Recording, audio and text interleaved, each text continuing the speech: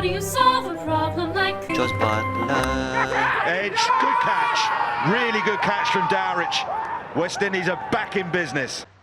Jos Buttler is a fantastic white ball cricketer. He made his debut all the way back in 2014, and until now he's played 42 test matches where he's averaging just around 31. So for such a dynamic one-day player, what's made him fail so miserably in the test arena? The main reason is the white ball. In this case, he definitely is a white ball cricketer. The white ball doesn't do much. It never has done. It usually swings early doors for 3 or 4 overs, and after that it becomes flat. In limited overs cricket, Jos Buttler is a middle order batsman. By the time he comes in, there will hardly be any swing or seam on the wicket. Generally, it's going to be up and down. This is where you can play all your expansive shots and look like a class player. The problem is, in red ball cricket, with the Dukes ball for sure, in this country, the ball will always do something. This is where your technique gets put under a lot of scrutiny, and this is the case with Jos himself and lots of other cricketers. So in this video in particular, we're going to talk about the in-swing delivery. It's a delivery which is more commonly used in cricket because not many people can bowl a genuinely good outswinger, and as a result it's a technique that you have to get right, otherwise you won't be surviving in this test arena. Big shout and give him. I think he may send this one upstairs, but it's close. If I was Jos, I'd also send it upstairs because this isn't the first time he's been done LBW like this. Ball tracking coming up now. And it won't be the last, because this is a technique flaw which is coming back again and again, and it hasn't been rectified for 42 test matches. So if you look at his technique, when he plays the ball on the leg side, he's always falling over, and this is shown by his head position. It's far away from his left foot, and if you draw a line down from his eye line, there's nothing there. There's no bat, there's no ball, and there's definitely no front foot. So as a result, he's now falling over. This can be seen by his bent back, and more importantly, his eyes are not level, they're at least 45 degrees. And the pink line shows the distance between his eye line and the red ball, and that pink line is about 4 bat widths apart. In this case, he got away with it because the ball was missing the wickets, but if I was a bowler, I'll bowl the same ball again. As a batsman, you've only got one chance. You make one mistake, you're out. So Jason Holder is a genuine medium pacer who bowls the ball around the late 70s. While Jos Buttler is an amazing batsman, he's got very good hands, and these hands will get him out of trouble a lot of the time.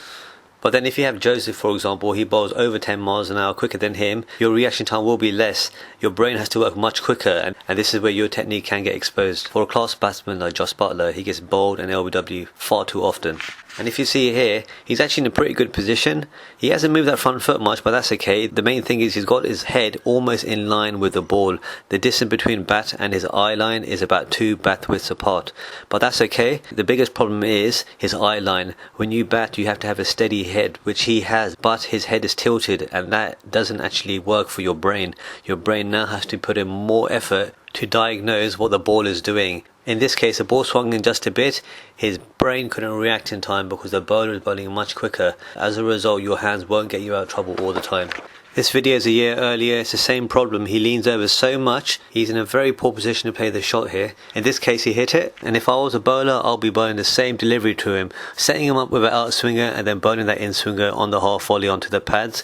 He's leaning over. His head is tilted, and the gap between ball and his eye line is at least 4 or 5 bat widths apart. He's got no chance of hitting this one. The only thing that's hitting is leg stump. Oh, close, very close. You can see here Jack Leach has also got that problem where he's leaning over and his head is tilted in an extraordinary manner where your brain would not be able to determine how much the ball is swinging. It's another low order batsman, Craig Overton, and he had to deal with a vicious late in-swinger from Pat Cummins. While he's been given out, he's in a very good position. His eyes are level and his head is right underneath his front foot. His bat is right underneath his eye line. He's got a front foot press so his knee is bent and his back is more upright. And while he got into such an amazing position, it saved him because he's doing all the right things. As a low order batsman, his technique is very good against the swinging ball. This time round he survived, and this is how you play the in-swinging delivery. So what's the ideal way of playing the in-swinger? My favourite example would be D. Smith, the best player against a ball which comes into the wicket.